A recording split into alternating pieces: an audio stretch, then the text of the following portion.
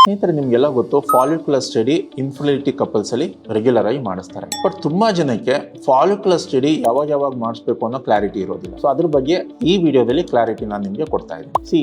Follicular study first base line scan ಅಂದ್ಬಿಟ್ಟು menses ಆಗಿ second ಇಲ್ಲ ಥರ್ಡ್ ಡೇ ಮಾಡಿಸ್ಬೇಕು.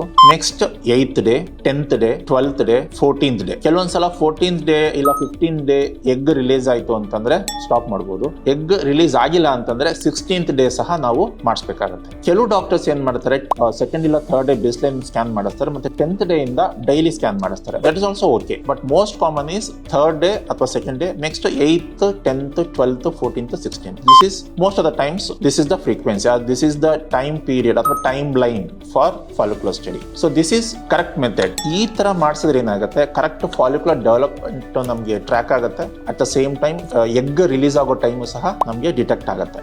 ಆಗ ಪ್ರೆಗ್ನೆನ್ಸಿ ಆಗೋ ಚಾನ್ಸಸ್ ತುಂಬಾ ಜಾಸ್ತಿ ಎಗ್ ರಿಲೀಸ್ ಆಗೋ ಟೈಮ್ ನಲ್ಲಿ ಇಂಟರ್ಕೋರ್ಸ್ ಮಾಡಿದ್ರೆ, ನಾನು ನನ್ನ ಹಿಂದಿನ ವಿಡಿಯೋದಲ್ಲಿ ಹೇಳಿರೋ ಹಾಗೆ. ಸೊ ಹಾಗಾಗಿ ಈ ಕ್ಲಾರಿಟಿನ ನೀವು ನಿಮ್ಮ ಫ್ರೆಂಡ್ ಸರ್ಕಲ್ ಇಲ್ಲ ರಿಲೇಟಿವ್ಸ್ ಅಲ್ಲಿ ಪ್ರೆಗ್ನೆನ್ಸಿಗೆ ಟ್ರೈ ಮಾಡ್ತಿರೋರು ಇರ್ತಾರೆ, ಅವ್ರಿಗೆಲ್ಲ ಪ್ಲೀಸ್ ಈ ವಿಡಿಯೋನ ಶೇರ್ ಮಾಡಿ ಅಂಡ್ ನಮಗೆ ಈ ಇನ್ಫಾರ್ಮೇಶನ್ ಸ್ಪ್ರೆಡ್ ಮಾಡೋದ್ರಲ್ಲಿ ಹೆಲ್ಪ್ ಮಾಡಿ.